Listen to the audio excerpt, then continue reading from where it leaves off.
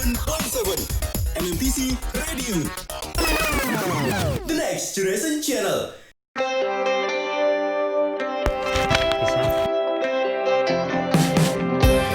Bingkai Inspirasi dipancarkan langsung dari berbagai daerah di Indonesia. 107.7 MMTC Radio, The Next Generation Channel. Selamat siang pendengar, Yohanifa Ersa hadir menemani kamu dalam segmen Bingkai Inspirasi edisi Rabu 24 Juni 2020. Selama 35 menit ke depan, kami akan membahas berbagai hal inspiratif yang pastinya menarik untuk Anda. Seperti apa? Inilah Bingkai Inspirasi selengkapnya. Sari Berita. Sosok Basadiman yang telah menanam ribuan pohon sendirian di atas bukit seluas 250 hektar. Koptu Awaludin membuat rumah belajar online gratis di Wonogiri. Penggunaan aplikasi virtual conference sebagai media mengembangkan karya dan kreativitas. Nah, selain ketiga cuplikan tersebut, masih ada beberapa kisah menarik lainnya yang sayang untuk dilewatkan begitu saja. Tetap bersama kami di 107.7 MMTC Radio, The Next Generation Channel. Bingkai Inspirasi. Oke pendengar, kita masuk ke kisah inspiratif yang pertama. Muda dan senang menyelam untuk menyelamatkan lingkungan. Switenia Puspa Lestari. Seorang wanita dan juga pelopor pemuda yang fokus menangani permasalahan sampah plastik di laut.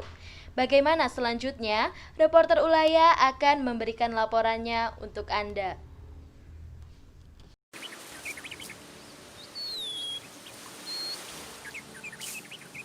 Perempuan kelahiran Bogor 23 Desember 1994 bernama Switenia Puspa Lestari memiliki kepedulian terhadap ekosistem bawah laut yang tak perlu diragukan lagi. Sejak kecil, Tenia, begitu ia akrab disapa, sudah memiliki hobi menyelam. Setiap Sabtu dan Minggu, Tenia menemani sang ayah bekerja di salah satu pulau di Kepulauan Seribu. Pada masa itulah, sang ayah membujuk agar Tenia belajar berenang hingga akhirnya menyelam. Tenia sudah melakukan 1000 kali penyelaman di berbagai lokasi selam di Indonesia. Dari pengalamannya menyelam, ia menemukan masalah yang sama, yaitu sampah laut.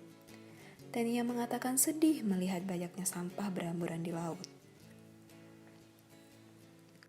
Bapak mendorong aku untuk melihat dalam laut seperti apa. Lengkap dengan peralatan diving dan ternyata di dalam laut bagus banget.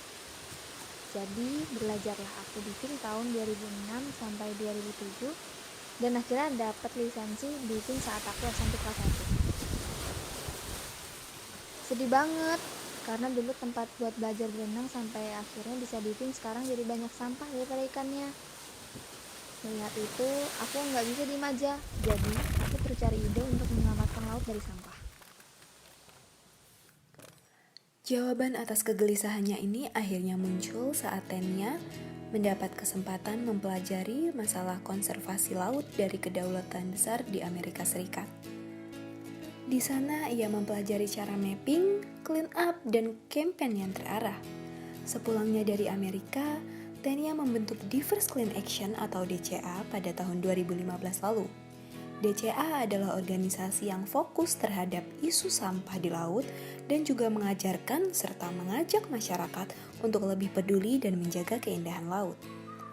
Yuliana Ningsih, masyarakat di Kepulauan Seribu mengatakan, kegiatan Tenia bersama Divers Clean Action telah membawa perubahan baik terhadap lingkungan. Sejak ada kegiatan membersihkan sampah laut, jadi masyarakat tidak sering terkena penyakit kulit dan juga lingkungan terlihat lebih bersih, air laut juga jadi bersih. Selain itu, Tenia juga menjadi pemrakarsa No Straw Movement atau gerakan tanpa sedotan plastik. Karena sedotan plastik kerap menjadi sampah yang tak tertangani dan mencemarkan lingkungan.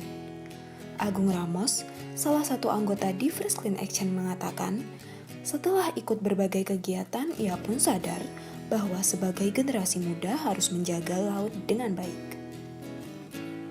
Dari awal saya senang main di laut, sampai saya ikut bersih-bersihin laut. Senang lihatnya pokoknya kalau laut itu bersih dari sampah plastik, dari sampah. Pesan Tenia untuk masyarakat adalah, apa yang kalian lakukan membawa perubahan bagi diri kalian sendiri dan lingkungan. Bantulah menjaga lingkungan dengan tidak membuang sampah sembarangan dan bertanggung jawab akan sampah kita sendiri.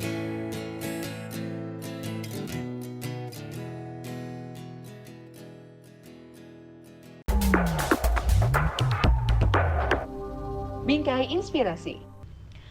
Pendengar, Anda masih suka melihat hutan gundul akibat ulah tangan manusia? Sayang sekali ya. Hutan merupakan warisan alam yang harus dijaga kelestariannya karena merupakan sumber kehidupan bagi sebagian besar penduduk Indonesia. Kali ini, reporter Eka Novia akan menceritakan Mbah Sadiman, sosok penyelamat lingkungan yang telah menanam ribuan pohon demi membantu masyarakat Wonogiri mengembalikan kondisi alamnya yang rusak.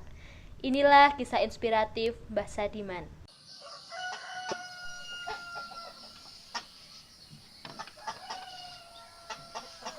Taman melimpah tidak dirawat jadi punah, tanam sedikit dirawat jadi bukit. Saya Sadiman, umur 68 tahun dari Desa Geneng. Kegiatan penanaman beringin saya sudah 23 tahun.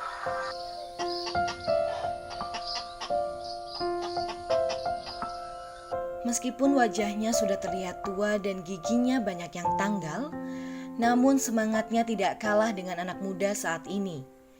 Bahkan, fisiknya pun terbilang masih kuat untuk menapaki terjalnya bebatuan gunung dan memikul beban di pundaknya. Ialah Mbah Sadiman, sosok sang penyelamat lingkungan dari Desa Geneng, Bulokerto, Wonogiri. 23 tahun hidupnya didedikasikan untuk menanam ribuan bibit pohon beringin di Bukit Gersang dekat tempat tinggalnya. Dahulu dirinya kerap disangka gila oleh tetangganya karena menukar bibit pohon jati dan cengkeh yang telah ia tanam dengan beringin kepada warga sekitar. Tidak hanya komentar yang ia dapatkan, tanamannya pun dicabut, dipatahkan rantingnya, atau ditebang. Namun, ia tidak peduli akan hal itu. Yang ia tahu dirinya hanya ingin membantu masyarakat desa untuk mendapatkan sumber air yang lebih baik dari sebelumnya. Berikut keterangan oleh salah satu tetangga Mbah Sadiman. Mbah Sadiman iku wong gendhen kancane nandur apa-apa malah nandule ringin. Ngoten nggih, saestu niku nggih. Nek sing mboten ngertos. Mulai dari pembelian bibit, pemberian pupuk, dan menyiangi semua berasal dari kantongnya sendiri. 6 km jarak perjalanan Mbah Sadiman dari rumah menuju gunung. Dengan berbekal golok dan pacul yang sudah diasah, dirinya menanam ribuan bibit pohon beringin sendirian di atas bukit seluas 250 hektar. Saya menanam beringin karena dulu itu daerah sekitar sini gunung-gunung itu kebakaran jadi gersang, air hanya serono itu mati cilik rati. Berkat kepedulian dan usahanya yang gigih dalam melakukan penghijauan, Mbah Sadiman mendapatkan beberapa penghargaan. Salah satunya yaitu penghargaan berupa apresiasi dukungan insan inspiratif dari BNPB. Berikut keterangan oleh Deputi Bidang Pencegahan Badan Nasional Penanggulangan Bencana, Lili Kurniawan, yang dikutip dari laman tempo.co. Apa yang telah dilakukan oleh Mbah Sadiman kiranya bisa menjadi contoh bagi kita semua dan bisa mengikuti jejak langkah beliau dalam pelestarian lingkungan. Setelah puluhan tahun ia merawat tanamannya seorang diri dengan ikhlas, kini hasilnya dapat dirasakan oleh seluruh masyarakat desa. Mereka senang karena kebutuhan air melimpah, daerah menjadi subur dan makmur, serta perairan sawah kembali lancar.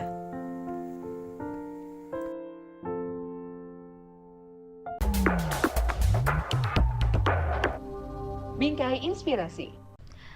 Pendengar, kita beralih ke sesuatu yang masih hangat dibicarakan dan mengguncang dunia. Apalagi kalau bukan COVID-19. Akibat mewabahnya pandemi COVID-19 di Indonesia, banyak orang yang kehilangan pekerjaan dan kesulitan mendapat makan. Untuk mengantisipasi hal itu, PKK Jawa Barat membuat gerakan Dapur Umum Gasibu untuk membantu masyarakat yang terkena dampak COVID-19. Bagaimana kerja dari Gerakan Dapur Umum Gasibu? Reporter Anissa Nurul akan melaporkannya untuk Anda.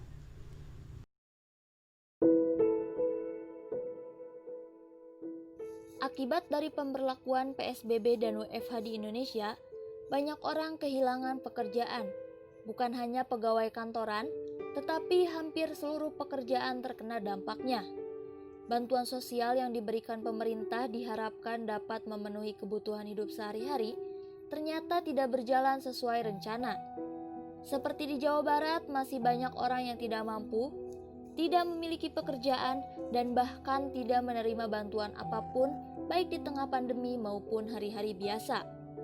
Oleh karena itu, Ketua Umum PKK, Pemberdayaan Kesejahteraan Keluarga Jawa Barat, Atalia Praratia mendirikan sebuah gerakan, yaitu Dapur Umum Gasibu, Gerakan Nasi Bungkus, yang berada di tingkat desa atau kelurahan di berbagai kota kabupaten di Jawa Barat. Atalia menyebutkan Dapur Umum Gasibu dibuat untuk membagikan makanan kepada lansia, disabilitas, dan warga terdampak COVID-19 setiap hari, terutama selama bulan Ramadan kemarin.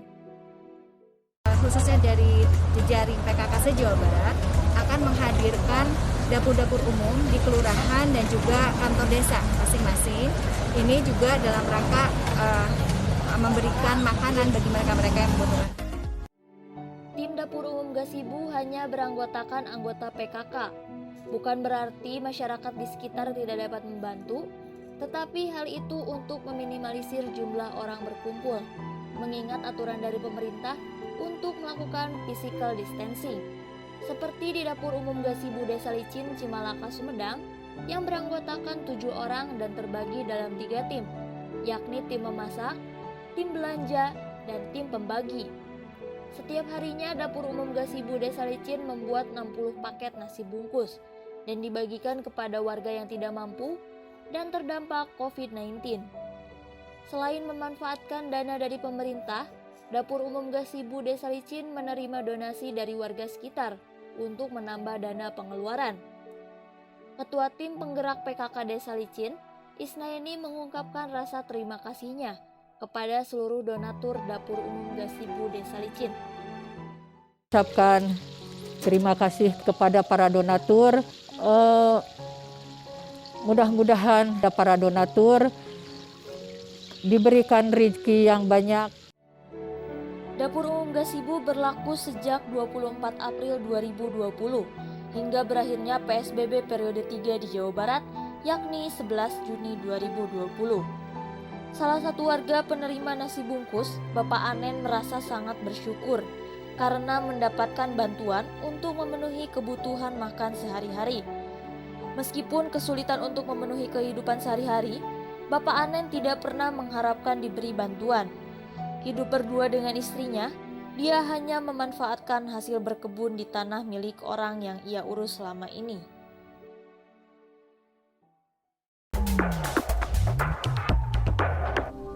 Bingkai Inspirasi. Nah, berbicara tentang narkoba. Peredaran narkoba selama pandemi ini mengalami peningkatan yang signifikan, terutama melalui sosial media. Pastinya hal ini membuat kita harus lebih berhati-hati. Jangan sampai kita dan orang lain menjadi korban barang haram tersebut. Di Jogja nih pendengar, ada konselor senior adiksi yang membuka panti rehabilitasi narkoba secara cuma-cuma. Kisah selengkapnya akan disampaikan oleh reporter Tiffany. Hidup ini ada akhirnya, jangan akhiri dengan narkoba. Penyalahgunaan narkoba menjadi lubang hitam lintas generasi. Bagi siapapun yang coba-coba, niscaya akan terjebak sampai akhir hayat. Hanya orang-orang tangguh yang mampu keluar dari jeratan obat-obatan terlarang. Eko Prasetyo salah satunya. Pria yang berasal dari Yogyakarta ini merupakan konselor senior adiksi. Seolah demi menebus dosa masa kelamnya yang juga tercebur dalam jeratan narkotika, Eko ingin membantu orang lain untuk keluar dari jeratan yang sama. Namun harapan Eko hampir pupus saat pemerintah pusat menutup satu-satunya panti rehabilitasi narkoba milik pemerintah daerah Yogyakarta. Sebenarnya saya tidak punya niat saya mau mendirikan tidak, tapi saya memfollow up anak-anak yang kasihan, anak yang sudah kayak gitu kepengen sembuh ya kan. Kucing mati aja ketabrak mobil tak singkirkan, apalagi orang yang seperti itu kepengen sembuh. Maka saya tertatih-tatih pas saat itu tanggal 24 Desember malam Natal hujan deras. Anak-anak tidak mau pulang ke sini semuanya. Jogja Care House kini merehabilitasi 178 orang dalam 4 angkatan, menjadikannya panti rehabilitasi narkoba terbesar di Yogyakarta. Pasiennya berasal dari banyak wilayah di Indonesia dan berjalan tanpa menarik biaya apapun. Menyadari bahwa tak memiliki fasilitas yang memadai untuk menampung seluruh anak asuhnya, Eko memutuskan untuk melakukan rawat jalan menggunakan metode konseling. Bambang salah satunya, terjerat penggunaan ganja hingga kerusakan syaraf, merasakan dinginnya lantai jeruji besi berkali-kali, membuatnya sadar ia harus berhenti.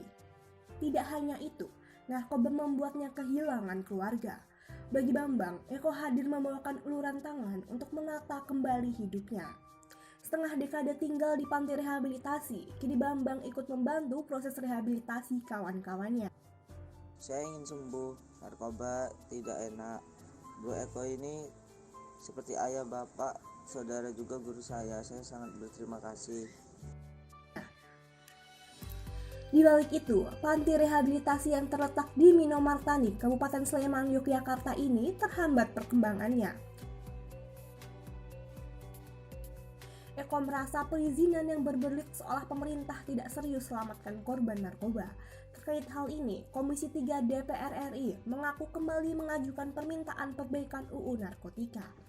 Dilansir dari Antara News, wawancara dengan Komisi 3 DPR, Eko pun berharap pemerintah lebih bersungguh-sungguh dalam menghadapi ancaman narkotika di masa yang akan datang. Jangan akhiri dengan narkoba, nikmat sesaat, sengsara selamanya. Bingkai Inspirasi. Halo pendengar, kembali lagi bersama Yohanifa Ersa di 107.7 MMTC Radio, The Next Generation Channel.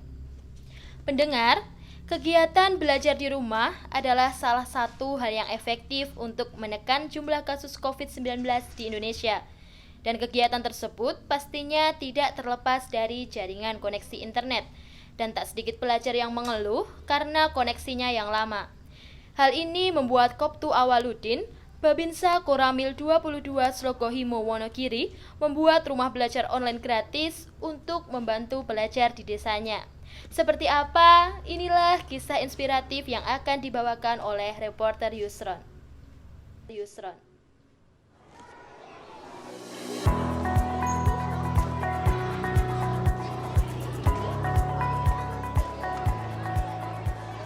Bintara Pembina Desa, Babinsa Slogohimo Wonogiri, Koptu Awaludin, mempunyai hasrat membuat rumah belajar online gratis untuk siswa di Desa Bulusari. Semangatnya ini mengingatkan tugasnya sebagai pembina desa untuk mensejahterakan warganya. Berawal dari perbincangan dengan warga, rasa keingintahuannya mengenai kondisi ekonomi warganya sangatlah tinggi. Berikut penuturan Pak Awaludin di Desa Bulusari. Ya, awalnya saya melihat kok banyak anak-anak yang keluar membantu orang tuanya. Seharusnya kan mereka belajar di rumah, belajar online. Nah, setelah saya tanya kepada mereka, kebanyakan orang tua tidak bisa memfasilitasi internet mereka. Dan di daerah sini pun susah sinyal, dan juga kondisi ekonomi warga di sini pun tidak seberapa.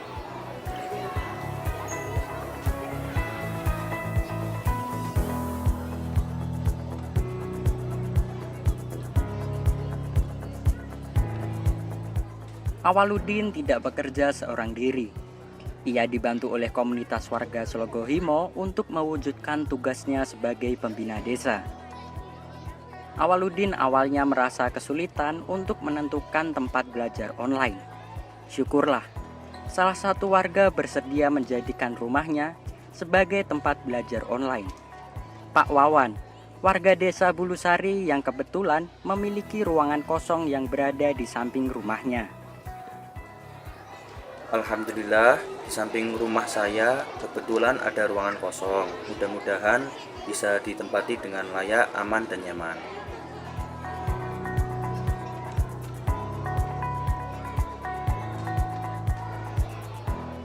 Tak hanya membuat rumah belajar online saja, Awaludin sangatlah memperhatikan kondisi kesehatan warganya beserta siswa yang akan menggunakan fasilitas rumah belajar online. Awaludin beruntung bagaikan menemukan uang terjatuh di jalan, berinteraksi dengan sekumpulan warga desa Bulusari yang memiliki kesadaran tinggi. Pengurus komunitas warga Slogohimo, Bapak Albi, bersedia menjadi petugas pengawas rumah belajar online agar tetap memperhatikan protokol kesehatan. Ya, agar aman dan nyaman saja rumah belajar online ini. Tapi tetap harus diperhatikan protokol kesehatannya. Sebelum masuk harus cuci tangan dan diwajibkan untuk mengenakan masker.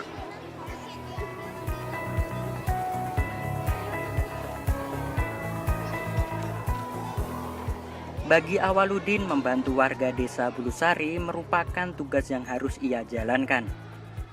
Mengingat situasi dan kondisi seperti sekarang, tingkat ekonomi warga di tempat ia bertugas tidak seberapa.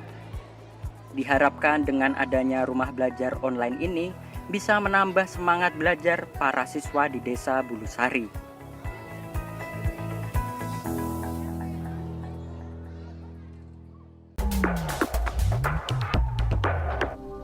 Bingkai Inspirasi. Oke pendengar, munculnya COVID-19 di Indonesia tak hanya memberikan dampak negatif saja loh, yang positif juga banyak. Berbagai kreativitas muncul di tengah pandemi ini. Hal ini terbukti dengan penciptaan karya lagu berjudul Kita Pasti Bisa oleh grup band rock asal Surabaya, Jawa Timur. Untuk itu, reporter Anggria Ratri akan mengajak pendengar untuk mengetahui bagaimana sih kisah di balik penciptaan lagu ini. Ini dia informasinya untuk Anda.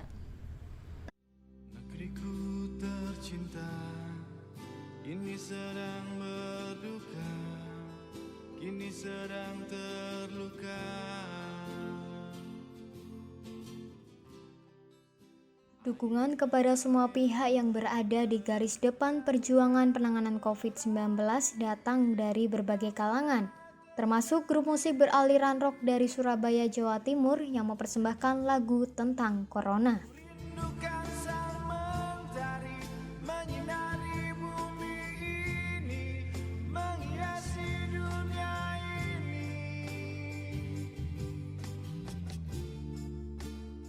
Kita Pasti Bisa. Itulah judul dari penggalan lagu ciptaan 3 orang musisi rock yang tergabung dalam grup band Friend Project. Ngurah Panji bersama 2 musisi lainnya berkontribusi bagi masyarakat di saat pandemi COVID-19, yaitu dengan menciptakan dan membawakan sebuah lagu yang syarat akan makna. Kita Pasti Bisa. Sepenggal bait yang juga menjadi judul lagu ini seolah menjadi mantra bagi mereka yang berjibaku menghadapi kesulitan karena virus corona. Dalam lagu berdurasi 4 menit itu, lirik yang disampaikan mengajak semua orang untuk bisa dan mampu melewati pandemi ini. Bukan hanya bagi warga, tapi juga untuk tenaga kesehatan yang tengah berjuang memerangi virus corona. Dilansir dari Sapa Indonesia Siang, Ngurah Panji mengaku pembuatan lagu ini terinspirasi dari pernyataan Ahmad Yuryanto. Latar belakang kenapa kok lagu ini bisa kita buat ya? Terutama kalau saya pribadi sih dengerin berita tiap sore ada terutama dari dokter Yuri ya, yang juru bicaranya bertugas itu selalu kasih himbauan-himbauan. Untaian lirik lagu Kita Pasti Bisa rampung dikerjakan selama 2 minggu. Dilansir dari Sapa Indonesia Siang, karya mereka juga diapresiasi oleh juru bicara pemerintah penanganan COVID-19 Ahmad Yuryanto. Wah, mantep rek, hebat Konji. Tak kira lagune sopo. Harus bisa, kita bisa, pasti bisa. Lagu ciptaan Ngurah Panji bersama Anggoro Yanar dan Resa Boncos telah diunggah lewat video di akun YouTube Friend Project dan akun Instagram sahabat kita _DKT SBY awal 2 Mei 2020 lalu. Lagu ini juga dapat diterima baik oleh para pecinta musik, salah satunya Rista Kusuma. Aku pas udah dengerin lagunya tuh merasa jadi lebih semangat dan kuat buat ngadepin corona ini. Intinya pesan dalam lagu ini sangat tersampaikan di telinga pendengar. Melalui karya lagu Kita Pasti Bisa, band Friend Project berharap siapapun yang mendengarkan akan termotivasi menjadi lebih kuat, bersabar, serta berdoa agar pandemi ini segera berakhir.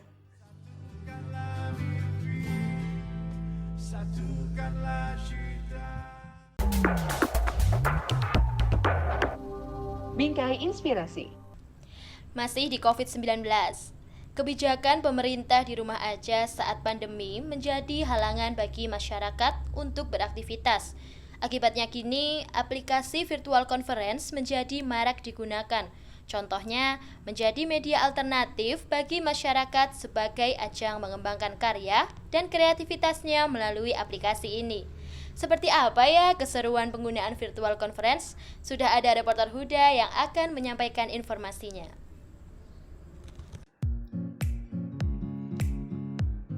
Virus corona dan kebijakan pemerintah tetap di rumah saja tak menjadi penghambat aktivitas masyarakat di Indonesia. Karya dan kreativitas akan tetap hidup meski terbatas oleh pergerakan. Walaupun di rumah, Dewa bersama 2 orang rekannya mengikuti kompetisi layangan melalui aplikasi virtual conference. Virtual conference menyimpan banyak manfaat, salah satunya menghubungkan komunikasi dari jarak jauh melalui sambungan koneksi internet.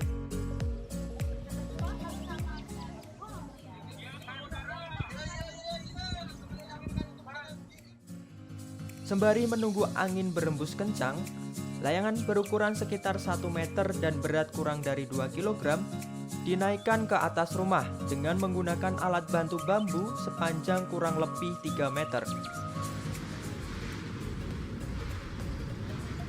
Saat layangan dipersiapkan, rekan yang lain bersiap merekam dengan gadgetnya. Setelah Dewa mendapat aba-aba dari panitia lomba melalui live streaming, hembusan angin cukup bagus, layangan pun diterbangkan, dan layangan berhasil naik dengan sempurna. Cukup senang dan baru pertama kali di Bali ini saya mengikuti lomba layang-layang celepuk virtual yang pertama ini. Kegiatan lomba virtual layangan ini pertama kali di dunia digagas oleh seorang maestro layang-layang dari Bali, yaitu Kadek Suprapta Maranggi. Tujuannya supaya masyarakat bisa mencoba kegiatan yang baru di tengah pandemi ini dengan memanfaatkan virtual conference.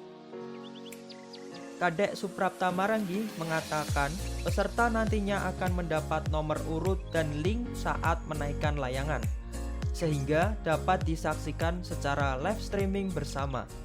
Linknya kamu tinggal klik, kemudian nerbangin layangan, HP-nya disorot ke sono.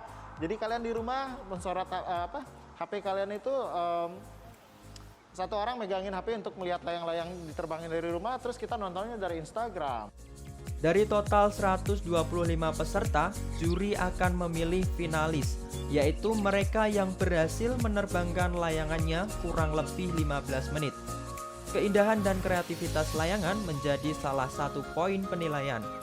10 peserta yang terpilih akan dilombakan kembali. Pemenang nantinya akan dipilih melalui jumlah like terbanyak dari pemirsa di media sosial.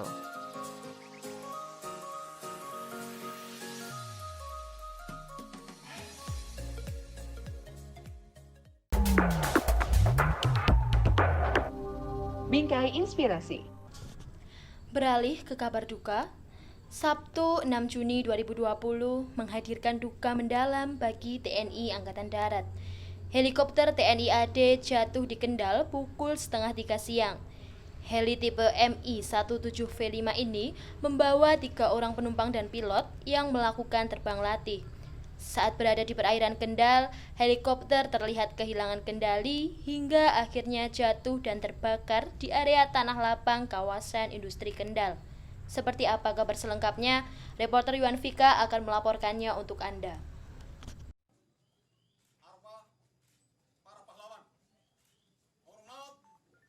Senjata! 3,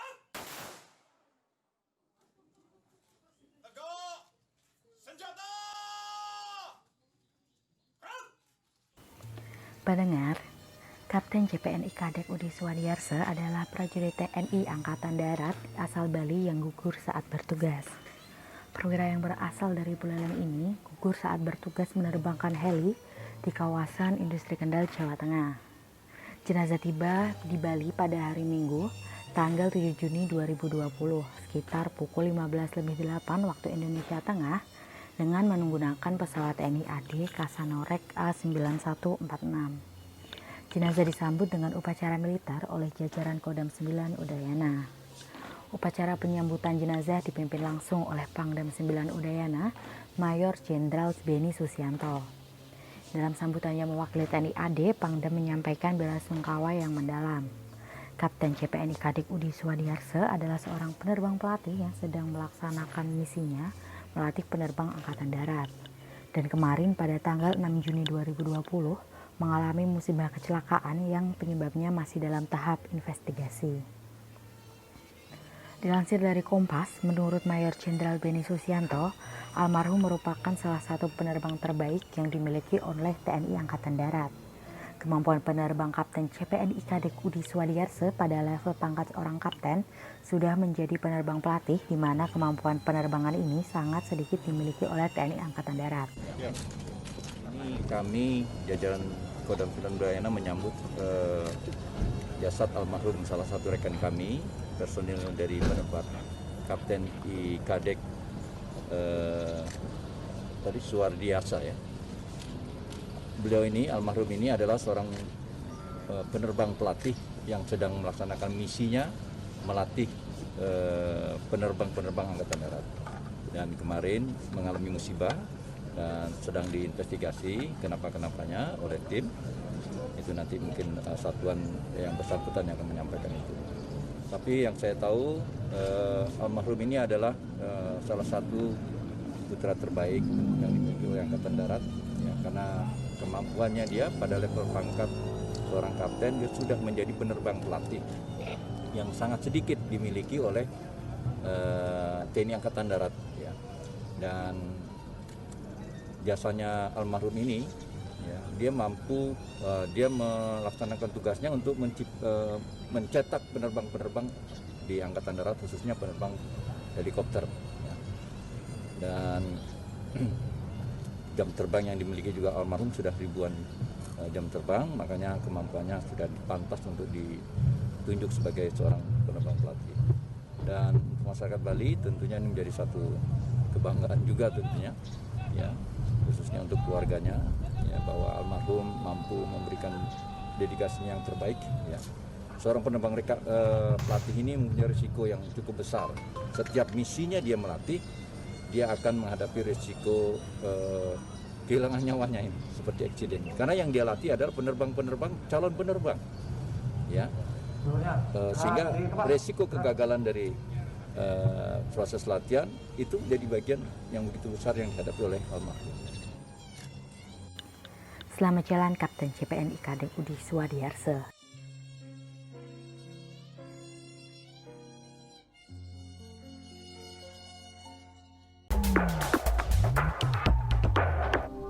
Bingkai Inspirasi. Pendengar, ternyata sudah 35 menit kami menemani Anda. Dan laporan Yuan Vika tadi sekaligus menutup perjumpaan kita pada siang hari ini. Tetap stay tune Bingkai Inspirasi setiap Rabu pukul 1 siang bersama Yohanifa Ersa hanya di 107.7 MMTC Radio, The Next Generation Channel.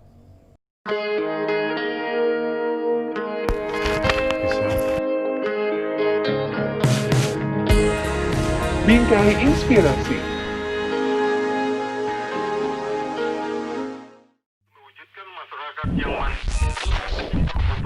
MMTC Radio.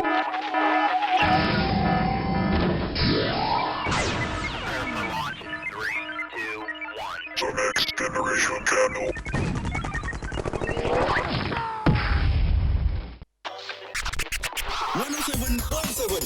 MMTC Radio.